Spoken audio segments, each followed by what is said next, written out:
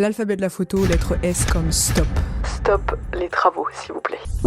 Aujourd'hui, je vais te parler du stop en photographie. C'est un terme essentiel pour comprendre l'exposition. Mais qu'est-ce qu'un stop en photo? Un stop, c'est l'écart entre deux valeurs d'exposition. Allez hop, c'est bon. Ça équivaut à doubler ou à diviser par deux la quantité de lumière qui atteint le capteur de ton appareil photo. Reste ici, je vais t'expliquer. L'exposition repose sur 3 piliers. La vitesse d'obturation, l'ouverture, la sensibilité ISO. Ça fait 3. À chaque fois que tu modifies l'un de ces réglages de un stop, tu vas faire varier la lumière captée par l'appareil. Comment ça fonctionne? Bon, avec des exemples, ça va être plus clair. Je te donne un exemple avec la vitesse d'obturation. Passer de 1/250e de seconde à 1/500e de seconde, il y a moins de lumière, donc tu perdras un stop. À l'inverse, passer de 1/250e de seconde à 1/125e de seconde, tu feras entrer plus de lumière dans ton capteur, du coup, tu vas gagner un stop. Même exemple avec l'ouverture. Si tu passes de f8 à f5.6, il y aura plus de lumière, tu vas gagner plus un stop. Et à l'inverse, si tu passes de f8 à f11, tu auras moins un stop, puisque tu vas perdre de la lumière. Un dernier exemple avec les ISO comme ça, je suis sûr que c'est plus clair. Si tu passes de 400 à 800 ISO, tu vas gagner un stop parce qu'il y aura plus de lumière. Et à l'inverse, si tu passes de 400 ISO à 200 ISO, ce sera moins un stop puisque tu vas perdre de la lumière. Et c'est mieux comme ça? Pourquoi c'est important tout ça? C'est important parce que les stops te permettent de jouer avec l'exposition de ta photo avec ces 3 paramètres. Un exemple concret, si ton image est trop sombre, tu peux ralentir ta vitesse d'obturation, tu étais à 1/500e de seconde, tu peux passer à 1/250e de seconde. Tu peux aussi ouvrir ton diaphragme, si tu étais à f8, tu peux passer à f5.6, et tu peux aussi augmenter tes ISO. Si tu étais à ISO 400, tu peux passer par exemple à ISO 800. Dernière chose, la stabilisation et les stops en photo. Certaines marques d'appareils photo annoncent que leur stabilisation fait gagner des stops en photo. Et ça veut dire que tu pourras prendre des photos à une vitesse plus lente sans avoir de flou de bouger. Ça veut dire par exemple que tu peux passer de ISO 3200 à ISO 200 sans perdre de lumière. Est-ce que c'est clair? En résumé, parce que là on s'en sort plus, un stop, c'est un doublement ou une division par 2 de la lumière captée. Ces stops en photo, ils s'appliquent à la vitesse, à l'ouverture et aux ISO. Et comprendre les stops, ça te permettra de mieux maîtriser ton exposition et éviter les photos ratées. En tout cas, j'espère que c'est plus clair pour toi. Abonne-toi si t'aimes mon concept de